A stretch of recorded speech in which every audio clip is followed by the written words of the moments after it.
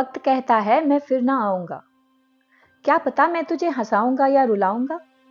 जीना है तो इस पल को ही जी ले, क्योंकि इस पल को मैं अगले पल तक रोक नहीं पाऊंगा। नमस्कार दोस्तों, क्या आपको भी लगता है कि आपके बिना ऑफिस का काम नहीं चल पाएगा? क्या आपको लगता है कि आपके बिना आपका परिवार नहीं चल सकता? अगर आप परिवार या बाल बच्चों को छोड़कर कहीं काम करने या घूमने चले जाते हो तो लोग कैसे मैनेज करेंगे? क्योंकि आपके बगैर तो घर का एक पत्ता भी नहीं हिलता। हर छोटे बड़े काम के लिए आपको ही याद किया जाता है। अगर आपने ऑफिस से छुट्टी ले ली तो ऑफिस का काम का क्या होगा? सारा काम ठप पड़ जाएगा। अगर आप भी इस गलतफहमी के शिकार हैं तो जरा ध्यान से सुनिएगा इस कहानी को। एक महिला थी जो दिन रात घर के कामों में बिजी रहती थी। घर के बारे में ही सोचती रहती थी।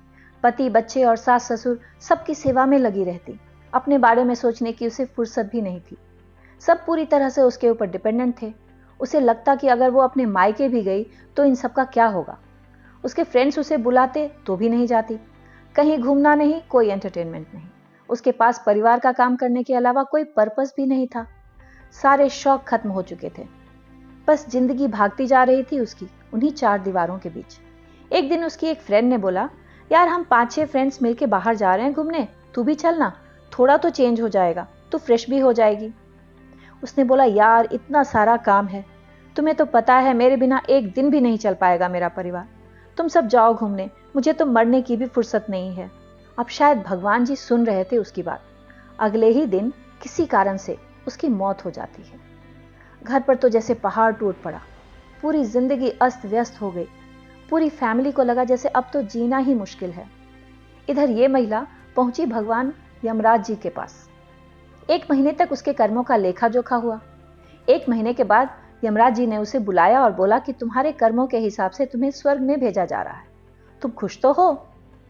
महिला ने बोला, भगवान खुश तो हूं, परंतु स्वर्ग जाने से पहले एक बार मैं अपनी फैमिली को देखना चाहती हूँ। 1 महीने में मेरे बिना उनका क्या हाल हुआ होगा ये जानना चाहती हूँ। यमराज ने बोला, तथास्तु। और वह महिला अदृश्य होकर अपने घर पहुंच जाती है। वो जैसे ही अपने ड्राइंग रूम में पहुंचती है उसे सब कुछ काफी साफ सुथरा और सिस्टमेटिक दिखा, जो कि उसकी आशा के विपरीत था। उसने तो एक्सपेक्ट किया था कि घर काफी गंदे कंडीशन में होगा, वो कैसे देख पाएगी ये सब, लेकिन यहाँ तो पूरा घर काफी साफ सुथरा दिख रहा था। एक कामवाली पूरे घर की सफाई कर रही थी। एक कुक थी जो किचन में खाना बना रही थी। सास ससुर की देखभाल करने एक अच्छी सी नर्स रख दी गई थी। सब अपने काम में व्यस्त और खुश दिख रहे थे। उसे देख के खुशी तो हुई ये सब, लेकिन दुख भी हुआ। वो सोचने लगी, देखो मैंने तो अपनी जिंदगी गुजार दी ये सोच के कि मेरे बिना मेरा परिवार कैसे चलेगा। इस चक्कर में मैंने अपनी जिंदगी जीना ही छोड़ दिया। कहीं घूमने नहीं गई, फ्रेंड से मिलने तक नहीं जाती थी, और यहाँ तो मेरे बिना सब अच्छे से ही जी रहे हैं। मूर्ख तो मैं ही थी ना। दोस्तों, जिंदगी किसी के लिए नहीं ठहरती, बस अपनी रफ्तार से चलती रहती है, चलती रहती है। किसी अपने के चले जाने से दुख तो बहुत होता है, लेकिन कुछ भी रुकता नहीं। लोग सब्स्टिट्यूट ढूंढ ही लेते हैं, क्योंकि उन्हें जीना तो है ना। वो मरने वाले के साथ मर तो नहीं सकते।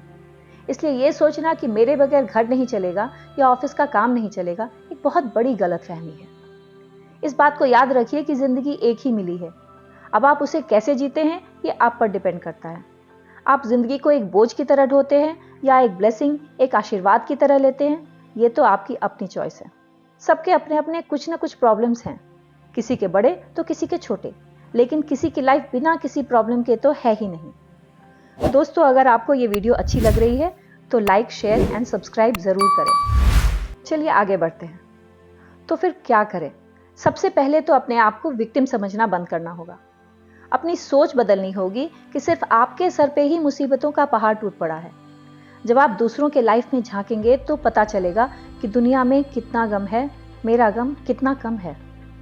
एक बार किसी हॉस्पिटल में विजिट करके आइए, आपको मेरी बात सही लगने लगेगी। दूसरी बात, अगर रेगुलर बेसिस पर काम ज्यादा है तो यह समझना बंद कीजिए कि सारी दुनिया की जिम्मेदारी आपके ही सर पे है।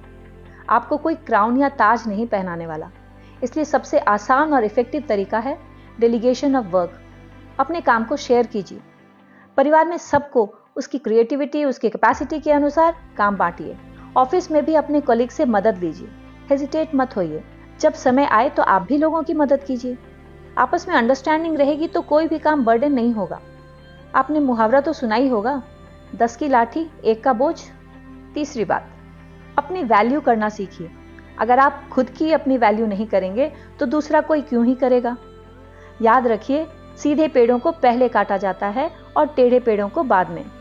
मतलब आप जितना सीधे और मासूम बनकर सबका काम करते रहेंगे, लोग आप पर अपना अपना बोझ डालते ही रहेंगे और बोझ ढोते ढोते आपको पता भी नहीं चलेगा आपकी उम्र कब गुजर गई। आपके अपने शौक, अपनी इच्छाएं कहीं अंदर दबी की दबी रह गई। अपनी रिस्पॉन्सिबिलिटी बखूबी निभाइए, लेकिन जब लगे कि आप दबाए जा रहे हैं तो बस यही समय है, अलर्ट हो जाइए। और अंत में फिर इतना ही कहूंगी, हर दिन बस थोड़ा अच्छा बनने की कोशिश करो, जिंदगी बदल जाएगी।